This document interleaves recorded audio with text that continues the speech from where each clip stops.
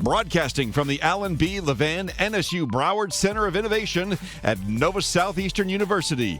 Welcome to Sunshine Startups Live, featuring rockstar entrepreneurs, bright ideas, and experts on the startup ecosystem.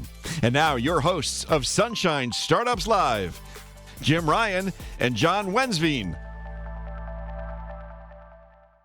Hi, and welcome to Sunshine Startups Live. I'm your host, Jim Ryan, entrepreneur, investor, and startup enthusiast. We're really excited to have an amazing couple of guests joining us virtually today, and I'm always welcomed, co-hosted by the Chief Innovation Officer here at Nova Southeastern University, John Wensveen. John, it's great to have you again here today. Well, thank you. It's great to be here with you, Jim. And I'd like to welcome everybody to the world's first theme park for entrepreneurs, a 54,000 square foot purpose-built facility that has rides for all of the stakeholders that come to this collision station. We're here to support the founder's journey from birth of an idea through successful exit or global expansion. He's ready for his broadcasting career. I love it. And really excited here today. And the purpose of the Sunshine Startups Live is really to talk about the ecosystem, startups, the amazing activity in the market, and the movers and shakers that kind of help build this ecosystem. And we've got a couple of gentlemen joining us virtually today from New York to give us an interesting perspective. Dan Herrera and Liang Wu, thank you so much for being on the podcast today. Thanks for having us. Yeah, thank you. Super excited. So I want to kind of talk a little bit about your background. And Dan, I've known you for many, many years, given your background with Miami Angels and Emerge and the startup activities here in Florida. And so, Dan, why don't we start with you? Tell us a little bit about your background, where you went to school, and so forth. Sure. Yeah, Jim. Well, first have to say it has been quite the time that we've known each other, and to think back to the Miami Angel days certainly brings me back to an ecosystem that was very different than it was today. So excited we're able to chat about that. Educationally, I graduated as an FSU undergrad, so go Noles. Sorry for all the UM and UF fans out there, but shortly after that is actually where Liang and I met. My first job out of FSU was as a management consultant for Kearney, which is a top-tier global consultancy.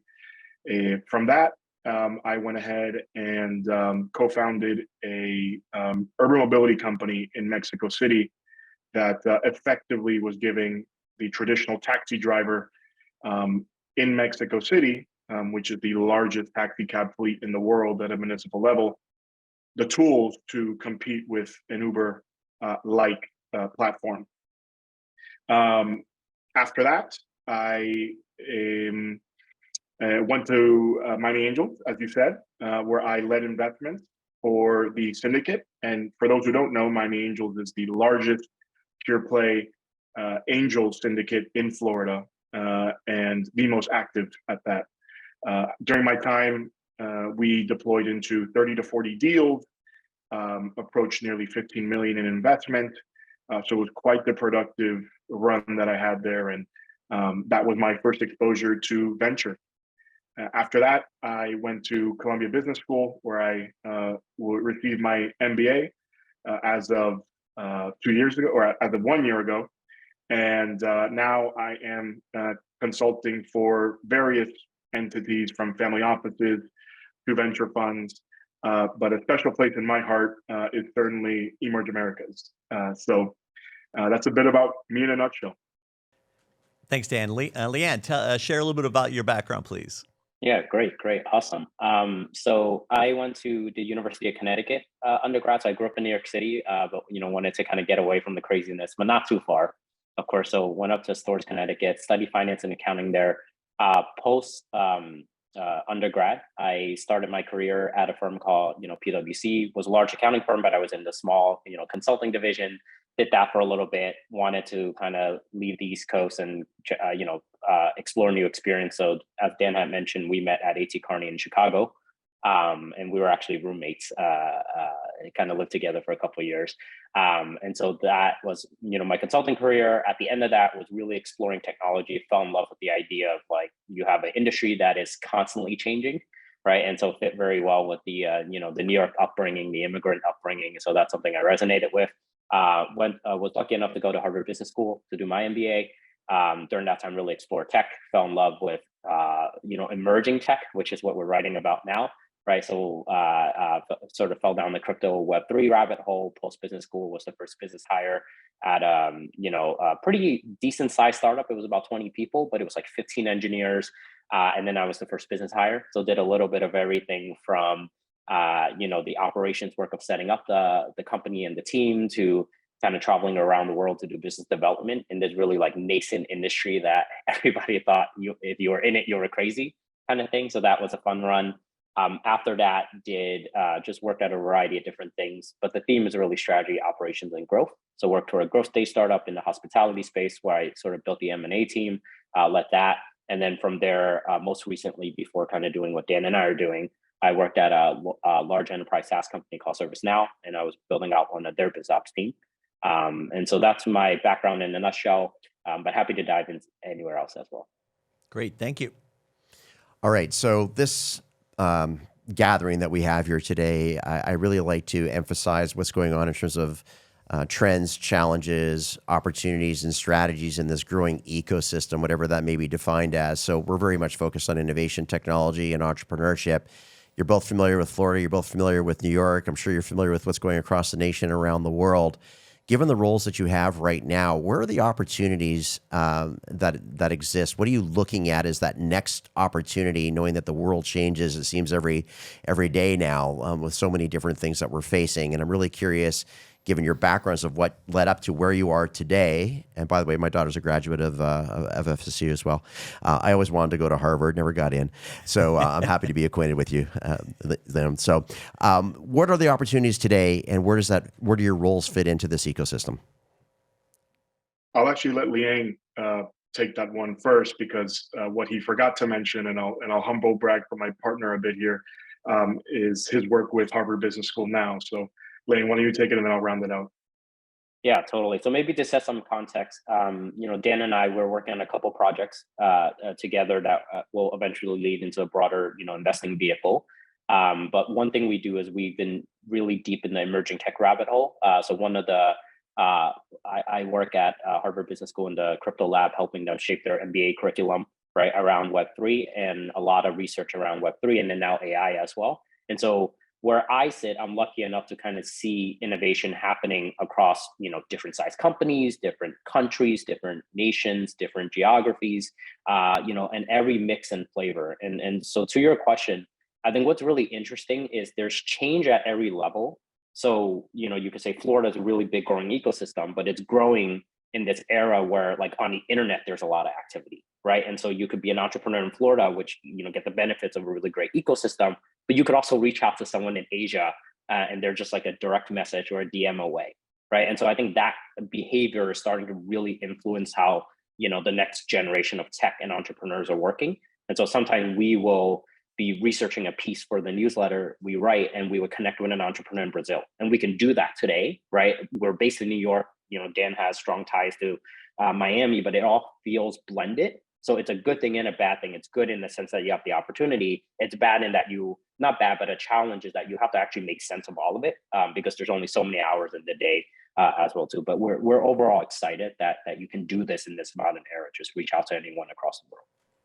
So kind of expand. Yeah.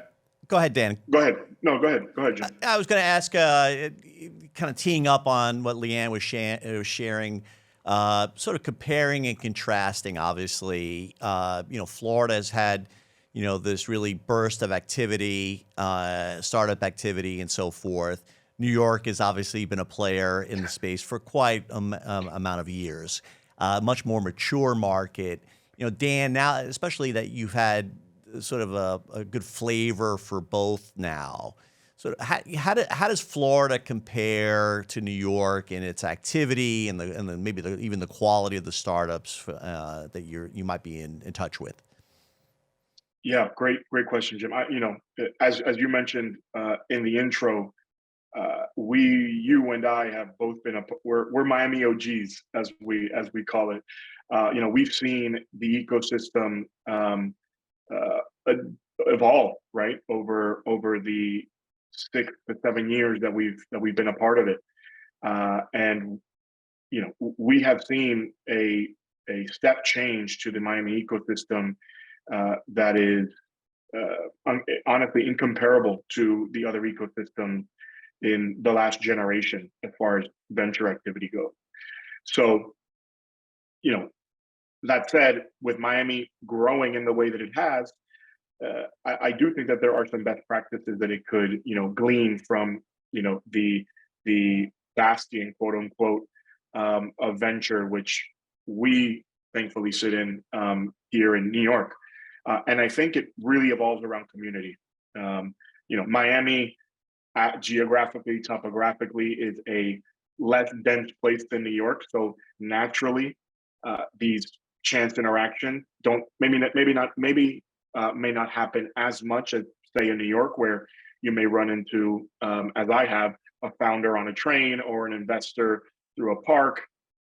So I think what Miami really needs to focus on at its core, in order to build on the massive growth that it's already had, is continue to make those very intentional meetups, community gatherings. It's honestly what I'm helping the team at Emerge do. The Emerge America is effectively a convening body of investors, entrepreneurs, and innovators. And through the tentpole event, with our annual conference, and through the year-round programming that we have, that's the organization's attempt. That's our attempt at really putting forward intentional programming that brings all the best people within the ecosystem together to, as I said, continue that growth. So I want to take that to another level. And by the way, we had Melissa from Emerge here with us recently. It was an amazing conversation, and big 10-year anniversary coming up here in April, and we're really excited about that. So this is really directed at both of you. If you think about the maturity of the New York ecosystem and everything that's happened, we found through COVID that a lot of the Northeast made their way down to Florida, and in particular South Florida. And pre-pandemic, we were about 900 to 1,000 people a day moving into Florida, and then it elevated up to 1,300 to 1,500 people a day. And again, most from the Northeast, primarily from the New York area. And this ecosystem is still really early stage. I would say it's sort of the Wild West, if you will, compared to New York or Silicon Valley. And there's some key elements that are missing. And I'm really curious, a lot of people that came down from the Northeast, some of them ended up going back up to the Northeast. And do you know why, what the cause of that was? Is it because we don't have the full mature ecosystem yet, or there are better opportunities elsewhere? I'm just really curious, because there's a lot of debate around this subject right now. Yeah, maybe I'll kick us off, and Dan could chime in. So, as someone who also spent a fair amount of time in Silicon Valley, I would paint the picture as there's a traditional model of how these startup ecosystem works, and they usually center around, a couple of things, right? Capital, talent, and education, right? And so if you were 10, 15 years ago and you're moving out to Silicon Valley, it's mostly Stanford and Berkeley, right? The schools have done a lot to say, come here, we have smart people, they're going to build businesses. And then if you're a VC, you're like, great, I like smart people who build businesses, I should deploy money there.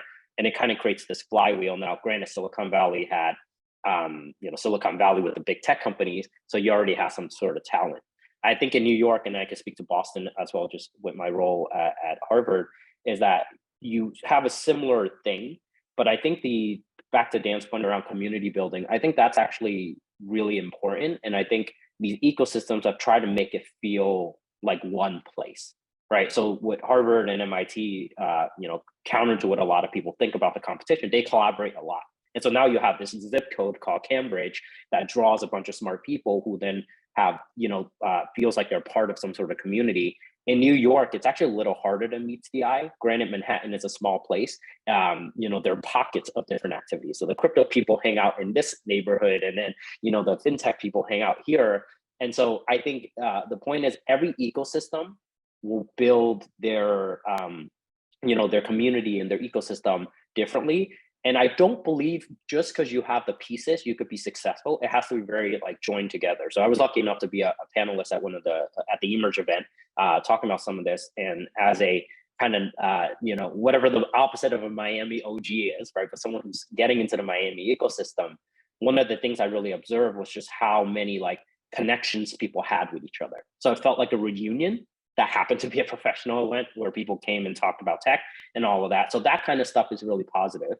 I think the other thing I would echo around like why people move back and forth, I think it's important in this world, like in this age, to dissect like lifestyle choices, which could happen for a variety of reasons, versus the business life.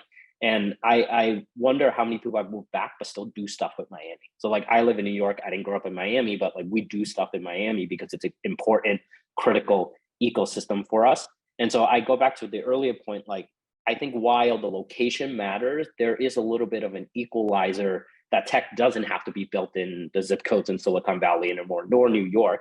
They could be built everywhere. And then you layer on this fact that like, I might be a founder in Miami, but I might have team members in Brazil, team members in Boston, team members in Chicago. And it's like, what is it, a Miami company? Is it a New York company?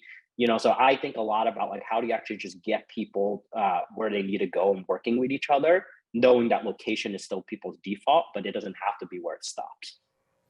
That's a great answer. Go ahead, Dan. I would just underscore that by saying that this, the concept of venture building democratization is really a thing. Ventures, successful ones, aren't just built in San Francisco. They're not just built in New York. They're built in Miami. They're built in the corners of the globe. And as Liang said, just because us as an example moved to New York, or those that were in Miami moved back to New York, that center of gravity is still within Miami for a lot of reasons that are unique to the ecosystem.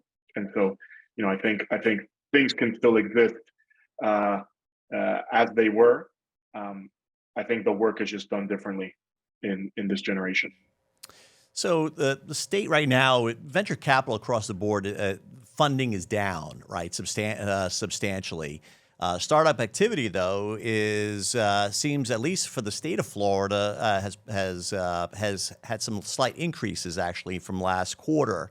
So the activity is still here, and I want to get to your newsletter because I want to talk about the startups themselves for a moment, and tech. AI specifically has had this really incredible, I would almost say, resurgence, right? There was a lot of talk about AI a few years ago. It really wasn't AI. Now, obviously, with ChatGPT and some advancements, and a lot of the big players are. Can you talk about the advancements of tech, AI, and then how does that play into the newsletter that you two are now launching and working on? Yeah, I'm happy to kick that off. So just a little bit of context over the newsletter. It's called Evolving Internet Insights. And, our goal is to sort of be, I would call like a, consultant in your pocket kind of thing, right? We were, consultants, of course. We read a lot, we study a lot, we're investing in these spaces. So we felt like we already do all the work. And then often we send people articles, right? Like we might text Jim, hey, did you see this and all? And so we figured there's a need for this content. We like writing, we like creating content, we like putting our voice out there, we like building the community. And so every week we will kind of do a rundown of the stories, but sort of add our like consulting business school take to it. So it's more than a headline, right? It's like your, the famous thing is like if you're a CEO and you hire a McKinsey or a Carney, they'll get you like 5 bullet points that really matter, right? So we kind of do it that way. And we like to think it's a great way to just keep our mind sharp. But the reason we're interested in emerging tech, and to your question around AI, is I would say the last era of AI. So before the ChatGPTs of the world come out, AI was really only accessible to like 0.001% of people with like PhDs, right? Like if you didn't know how to do some crazy like PhD level stuff, it was like hard to work in AI. Today, it's like let's on this call we can go on a website and do some pretty amazing things, and it's like generally free. And so when you have that kind of impact, and it's from day one global, right? It's not like a US thing, a Miami thing, a New York thing, it's global from day one. all of a sudden the cost of creating anything is approaching zero. And it's like a really, really unique thing that people have to think about, because there's two schools of thought, right? One is, that's crazy. I've spent my whole life being a writer. Like, how could that just be disrupted? The other school of thought is in my mind, the more entrepreneurial one. This is awesome. I don't have to be a technical person now, and I could maybe build something. So I think the startup ecosystem, even if you're not working in AI, because you have AI tools, you might actually be able to, quote unquote, line up and take your shot, right? And while funding is down, it's a really great stat, right? Funding's down, but startup activity is up. Like, how does that even work? It's because now you could hack away on a weekend project and it might become something. And if it doesn't, that's still okay, right? But like, the resources you have today are really at your fingertips, right? And then you layer in that most communities are online on like Twitter and Discord.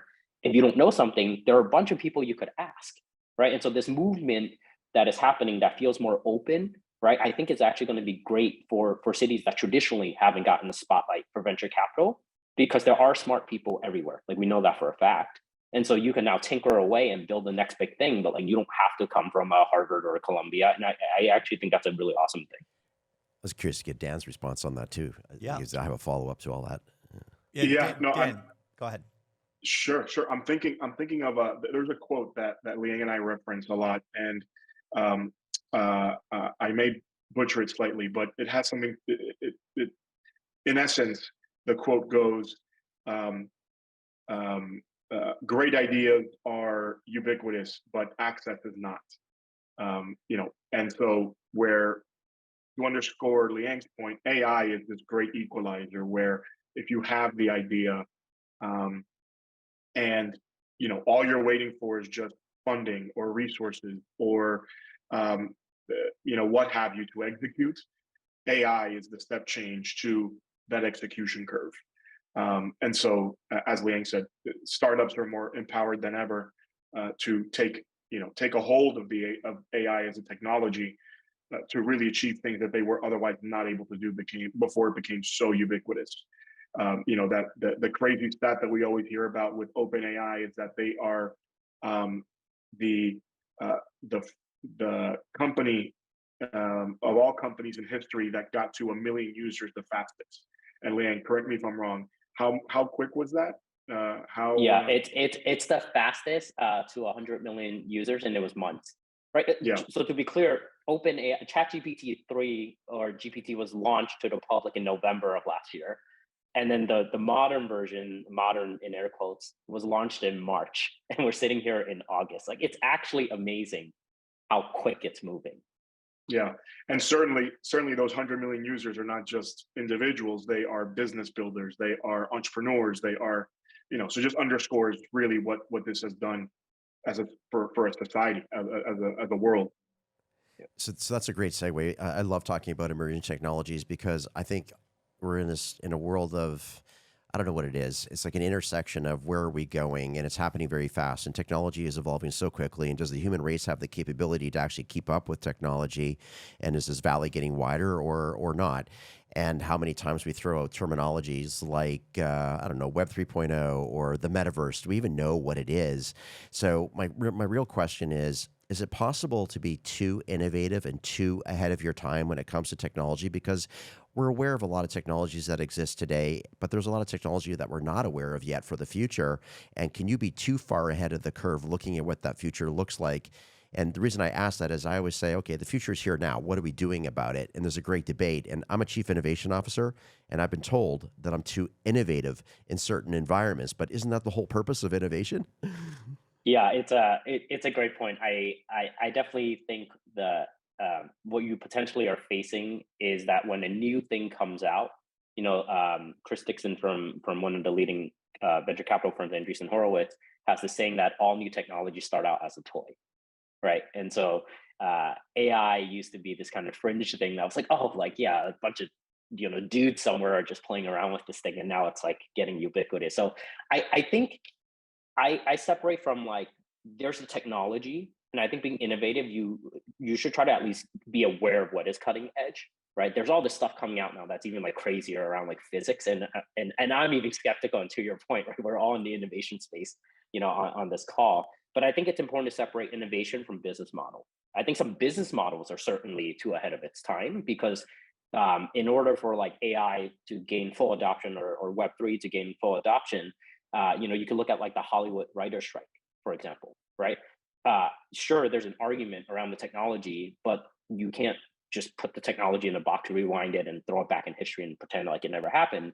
What you actually need to happen is all the other stuff, right? Like, how do we regulate it? How do we actually, if I use Jim's image that he made and then I make a derivative, like how do I pay Jim, right? These are things we haven't figured out. But Dan and I, we covered this a couple weeks ago in our newsletter, where I think Google and one of the big music labels are thinking about how to create a system around this, because they learned their lesson when music streaming and music on the internet came out. And so I think the story, and Dan, correct me if I'm wrong, but in the beginning, if I create a YouTube video and I use like Jim's song, it was a copyright violation. But one way to think about it is like, okay, people like Liang should never use Jim's song. The other way to think about it is, how could we get Jim properly compensated? And so then obviously YouTube and all the other music industry folks who were involved decided the second option. And I think they generate something like $2 billion in cash flow from just being able to have this system. So I think AI has a lot of that to figure out, but because the technology is new, everything feels parallel, and it just feels like it's all sitting on top of each other. And so sometimes the issues get lumped into one, two-letter acronym called AI, but I think it's way more wide than that. So that's kind of my personal view. But Dan, I'm curious to get your thoughts as well. Yeah, and to double click on that, there is the divide that Liang is clearly laying out, but then there's also the socioeconomic divide that could come from technologies that are too innovative. And that's a very real concern for those that are studying AI and seeing how it's developing and who's touching it, versus who's not. And so, again, a shameless plug for our Evolving Internet Insights newsletter. But another story that we covered was actually a company that is getting AI training data through spoken word of regional villages in India that speak a certain dialect. Now, when you hear that, you're like, oh, well, how many people? How much people could that possibly be to train an AI data model? Well, that dialect in India, a country of however many billion people, is actually spoken by more than 60 million people.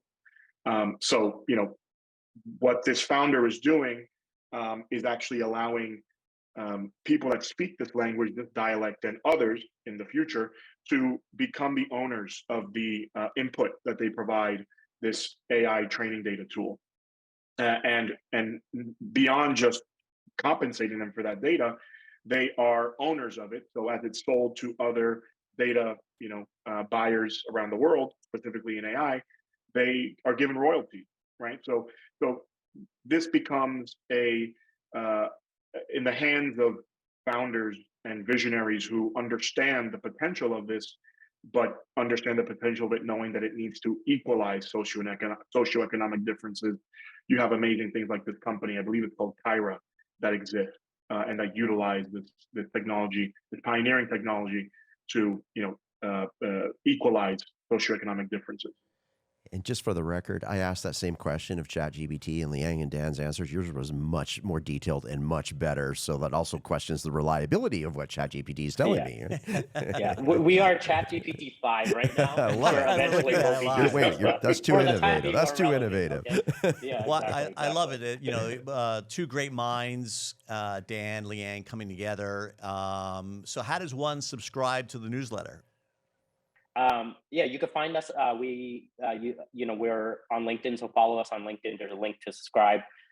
We are officially on Evolving Internet Insights, and we host the Beehive site, and so definitely subscribe to there as well too. But we are opening up more channels as well, so we'll hopefully link to the show notes or something, our subscribe link. But eventually, we want to actually do more content so that this stuff is like, it's new and there's not a lot of good information on there. And the more we could kind of get our thinking, and this podcast goes a long way, right? Of hopefully evangelizing how to think about this stuff. So we are also going to look for more channels as well to put it out there. Great. And what's next for you two?